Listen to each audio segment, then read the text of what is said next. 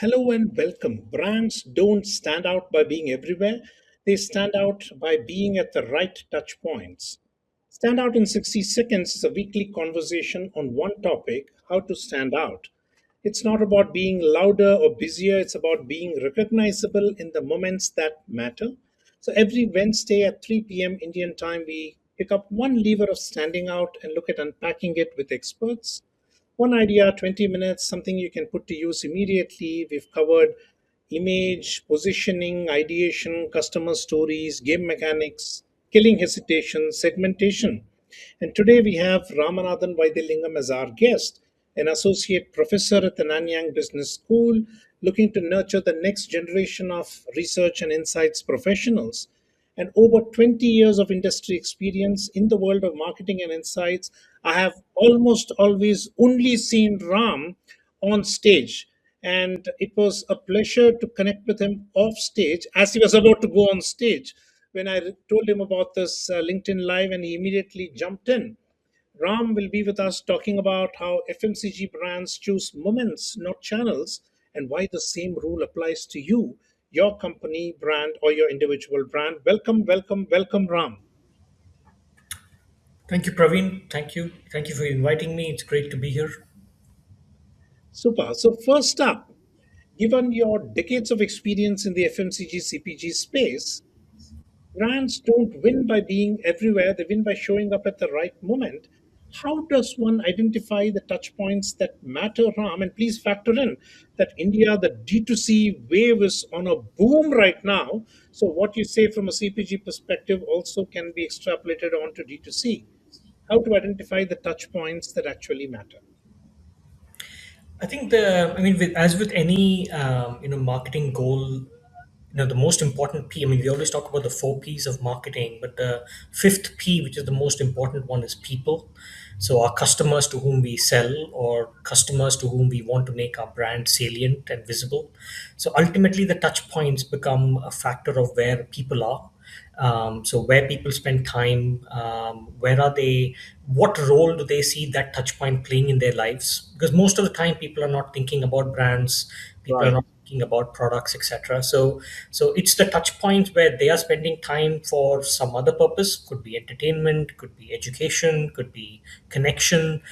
So ultimately it's about deciding, which are those moments where people are spending time, and therefore being visible in those moments, because that's where you then have an opportunity to cut through, therefore build your salience, awareness, and so on. So start with the customer that you're trying to sell to, understand where they're spending the time, and that pretty much decides the touch points or the channels or the moments where you need to be visible with your brand. Beautiful. At last episode, we had another guest, Dr. Vijay Bijlani, who was talking about segmentation. But he also said, in a broader stereotype perspective, that a lot of entrepreneurs want to trust their gut instinct and therefore just want to go with it without talking or finding out who the ideal target customer is. Shifting focus a little bit, Ram, in personal care, what are the most overrated touch points that brands actually keep investing in, but customers barely notice anymore? Your fifth P, which is the people. Yeah. I think again just going through the lens of where people are spending time. I think marketing probably is the most is or marketers are the most guilty of falling for this kind of shiny new toy syndrome. And I think so it's more about overrated touch points become any new touch point that is starting to trend. Right? And so, for example, a few years ago, we were all about metaverse and Web3 and Yes. VR. And again, the consumer adoption had not reached a stage where there was scale to probably be there, but a lot of brands were trying to invest to kind of build their presence there, which for me then becomes kind of an overrated touch point perspective in terms of, like, you ignore some of the, I guess, traditional, consistently performing touch points like TV and print and so on, which are still, delivering positive ROI. And then you kind of go after the shiny new toy syndrome. I was also reading this paper recently, sorry, an article that was written for the IPA by James Herman, which made me laugh out loud when I heard it, because he talks about small brands So small can be, but on the other side, the other, opposite direction. So big brands sometimes have small brand envy, because as a big brand, I would look at a small brand that is doing something interesting on the metaverse, for example, and I would want to pile on because that suddenly seems so much more interesting than doing my traditional, 15-second TV ad. So I think as big brands, we need to be clear that a small brand is acting as a small brand because they don't have the budget to do what a big brand can do, which is why they are able to do interesting or so-called new and you know new things. But ultimately, they are trying to open the constraint of budget. Whereas as a big brand, you got to be clear again of where your people are, what is your role in building your brand, and then invest accordingly and not be swayed by, what's the latest flavor of the month in terms of technology or media channel or, touch points and so on. But the shiny object syndrome is so sexy and glamorous, Ram, that we are almost always getting pulled at.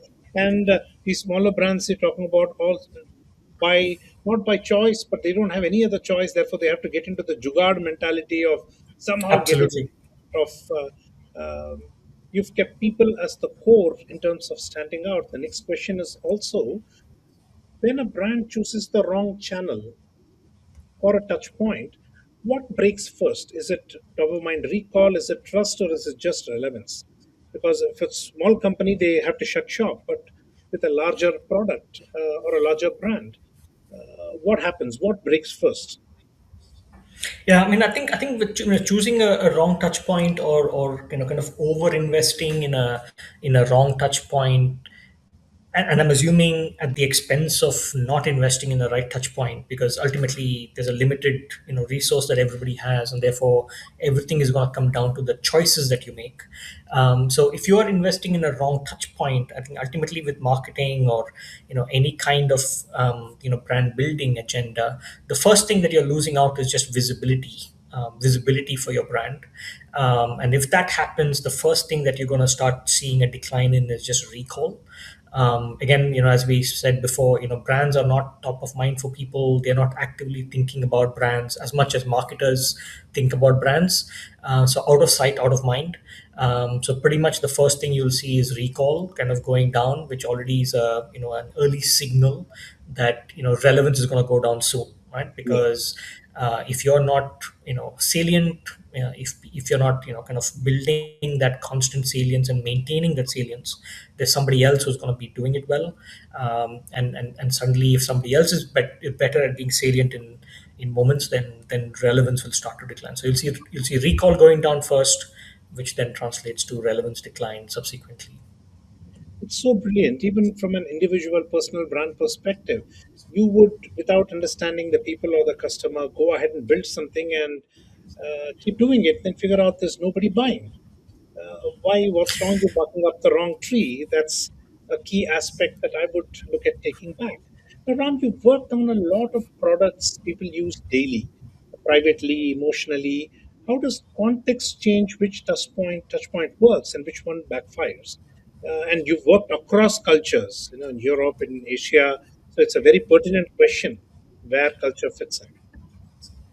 Yeah, I think ultimately, one of the things that we also, I think, has been mentioned by many people also, that yes, there are differences across cultures and countries and so on, but at its core, we could say that humans are more similar than different, in terms of how we've evolved and therefore how we make decisions and what matters to us. And all of us have kind of the semantic markers in our lives. We all have graduation and the first job and the first relationship and those things. So those commonalities pretty much guide how we operate. I think again, from a touch point perspective, we need to think about what role does a touch point play for people. um, there could be touch points which help people discover new products and brands. They could be touch points where people go to understand more. So they want more information. They want to understand, what the product has, how it works, what benefit it gives them. And then finally, there are the touch points where people just want to be able to buy because they've already made the decision to buy into the brand. Now, it's easy for us to think of it obviously as that linear, awareness, consideration, purchase, consumer journey. But obviously, the reality, now with all of the different channels and the reality is that it's never a linear journey. Right. The same channel could play, help people discover a new brand and complete purchase. Or they could, discover a new brand, but then go to a different channel to search to find out more, come back to the original channel to buy. Or, they could be on an e-com website, they discover a new brand, it gives them more information and they're able to buy. So it's a little bit of I think what Google called, a few years back, they publicized this articulation of the messy middle. So what happens between, when I become aware to when I purchase? It's a bit of a messy middle, because there's just so many touch points that people could be interacting with. People could go back and forth between searching for more information, adding to cart but not completing the purchase. So it's a little bit of a, all in. The module I'm teaching right now, that I'm trying to, I think, land this point with the students, is it's almost like at every touch point you need to be able to think through the lens of what is the person there for, and therefore are you coming across in giving them exactly what they need, right? So if it is, for example, search is all about, people wanting to know more because they Right. probably discovered a product somewhere else. How much information you give them, how is that information structured, are you visible now in AI search is becoming a big part of that.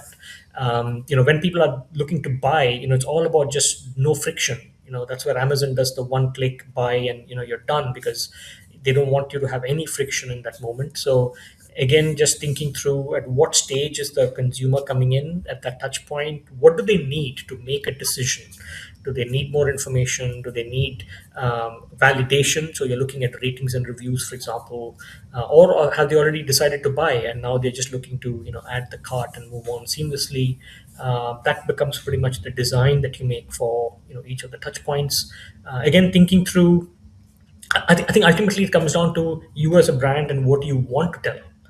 And now you've decided what you want to tell, and then you decide each touch point and the role that it plays, considering how that message that you want to land gets translated into bite-sized pieces so that people are discovering the right information at the right touch point. Brilliant, Ram. It perfectly fits. I did a bit of research last year for some D2C founders who were a bit irritated that a lot of people come to their website, check it out, load the cart, but then finish the purchase on an Amazon or a Flipkart for convenience or comfort. They wanted to find out why, and when we did, they basically said, I wanted it in 24 hours, even though I may get a discount there. But what I want, especially with quick commerce, I can get it in the next 30, Yeah. 40 minutes. And most of the founders want that scale, want that. But when you don't know who, you can't design the touch points. You are kind of the five blind men and the elephant kind of a story that goes through. Back to FMCG here, what does deliberate omission look like? I mean, how do you decide what not to activate, which touch point or channel not to activate that you deliberately leave out? How do you work on that as a non touch point, Ram? Yeah, I mean, it's easy. I mean, the simple, the way to think about it is to be, you got to be visible every time, everywhere, all at once. So it's sometimes it's difficult to really think about what not to do. And I think that's a risk a lot of brands run into, because you try want to do everything, because you want to be the brand for everyone, etc., etc. So I think first and foremost, I think for me, single-mindedness of who you are as a brand, and that clarity, has to be sacrosanct, which also means in many ways defining very clearly what you will not do. And then the other one, I think, from just in terms of being a bit mindful, maybe not completely omitting, but being a bit mindful of how we do it, is again this new word around fast advertising. So just reacting in the moment. So something happens and I want to react to it as a brand. some headline hits, and I want to react to it as a brand, or there's something happening in society, and I want to be part of that conversation. It's tempting to be want to be part of culture, and to be part of conversations that are happening, because it gives you that, I guess, relevance in the moment in many ways. But can you do it in a manner that is fit for your brand? And does your brand have a license to be part of that conversation? Becomes Yes. a very, very critical, narrative. I mean, we've all heard of, examples where brands did something, and people just didn't, I mean, the reaction was very, very negative, because it just felt a bit tone deaf. It felt a bit too pandering, Right. almost like forcing yourself into that conversation because you just wanted to be visible. So some of those become, I guess, choices that you make in terms of, yes, it'll be good to be part of this conversation, but what do we want to say? Because ultimately, I mean, I again honestly think, everything a brand should be doing should be trying to sell. So if you're part of some very culturally sensitive conversation, um, you are either not selling your product, because you're just, not highlighting your product at all, but you're just saying, look, I sympathize with what's happening, but then where is your product and where is your brand? Or if your brand and product is integrated, then it feels like a sell, which probably, doesn't go well with that conversation. So yeah, those are, I guess, some of the choices in terms of just being mindful on how we come across in certain moments and certain situations. Ah, brilliant, Ram. Like, you've been a part of several launches that may not have gone as per plan. Some may have failed. Um, what is a brand? If you get the touch point wrong, do the people or does the market forgive it, or is it a silent failure? How do I deal with it? I think the again, the two, I guess, angles to that one, Praveen. I mean, one is obviously innovation failure. I mean, which I think is, has been, I mean, is a big, area of, concern, but also a lot of people trying to understand, how do we set up new innovations up for success. So there's obviously the planning and the understanding of the people's needs, and have you, Right. and therefore are you able to activate it across different touch points, etc. I think the one other angle could also be this element of, when brands fail. So for example, my packaging redesign, fails, like the Tropicana example from many years back, for example, or I put out a piece of advertising that's very negatively perceived, Right. and we see a lot of backlash on social media. I think one of the things that we've noticed over, many of such campaigns where we did see some negative feedback, I think the good thing is that memories are short-lived. um, I mean, there's so much happening in the world. Brands and products are just one part of, people's lives. People forget, and I think, there is an angle of how the brand deals with that negativity, and Hmm. in the moment, do you come across as a, I would say, a mature business, and you cut your losses and move on, and or do you kind of, manage that conversation in a way Right. that helps people, help you, kind of come back to you. But especially if you're a big brand which has been part of people's lives for many years, very, very rarely does any kind of negative publicity that can seem big in the moment, and in that time, when that 1 week or the 2 weeks that it's happening, very rarely does it stick and become a big problem or a big barrier going forward, right? I mean, it's like the Maggie, Yes. product problem that happened a few years ago in India, where they had to recall the entire stock of Maggie. If anything, Maggie's come out of that, stronger than before, Absolutely. and purely because of how the brand managed it, right? I mean, they could have, done gone down a different path of, ignoring that, I don't know, that independent lab result, and sticking to their product quality. But they said, look, this is a problem. This is a question of trust, and we want to make sure that we come back as the product that people trust. And they took that difficult business decision, but they came back, stronger than ever. So, Nice. I think, and especially in today's world, I think, anyone with a Twitter account has a voice, and what a brand does, and what might be perceived as negative, or even at an individual level, right? I mean, what I write on LinkedIn, and what might, not be liked by someone, which then, gets a life of its own, Yes. we should just be mindful that it's going to be short lived. There are ways to come out of it. We just need to deal with it in the moment. But any of those kind of, it's not a big reputation damaging scenario. Very rarely do you see that level of, I guess, backlash ever happen. Brilliant. Thank you, Meher, for the shout out. Very important point, what you will not do as a brand. Lovely. If you had to give one rule for choosing touch points that actually build memory instead of noise for our audience, Ram, what would that be? I think the one thing, I guess, and this is relevant for brand building, but also for personal branding, etc., is just consistency. Um, like consistency of your tone, your personality. Being clear on what space that you wanna you wanna play in. And just being consistent in terms of the tone of voice and the personality that you come through. Like we keep saying, memory is a fickle thing. People, once they've built an association about you, you just want to keep strengthening that association. You don't want people to keep second guessing who you are. So how you come across in every single touch point, and not just for one time but consistently over time, becomes really really important. So whatever is your forte, you got to own it, and come across in your original authentic, I guess, tone of voice, that helps people see who I mean, see you for who you are, and then they keep seeing the same version or same avatar of you all the time. Brilliant, Ram. Starting with people, well, you are our Indian Simon Sinek equivalent. You're saying start with who, find out who the people are, what is the role, where are they spending time.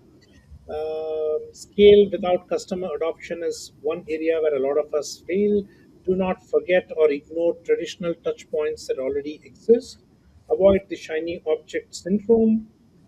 Do track the small brands for their different quirky style to see if it can be adopted. Wrong touch points. The first cost is the visibility cost that leads to recall loss, and therefore you lose relevance. So you got to focus on salience. Humans are more similar than different, is my one biggest takeaway from this talk, Ram. Uh, Watch out for the messy middle from the awareness to the purchase and design touch points for every aspect.